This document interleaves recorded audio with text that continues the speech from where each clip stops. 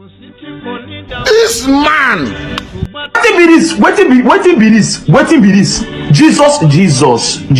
Blood. You are doing rubbish.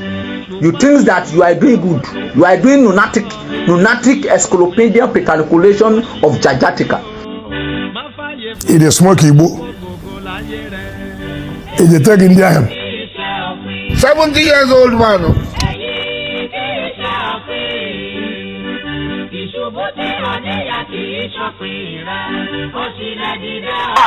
You be mumu. You think say they wise. You are a mumu man. You are a mumu man.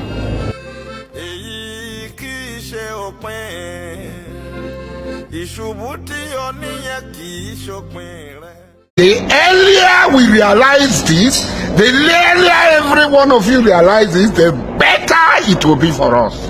That Nigeria is not for us. How many times would they tell you before you know that Nigeria is not for you?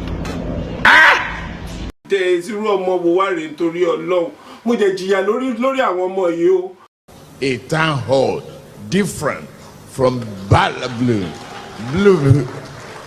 Bulaba. Look at you. Jesus is Lord.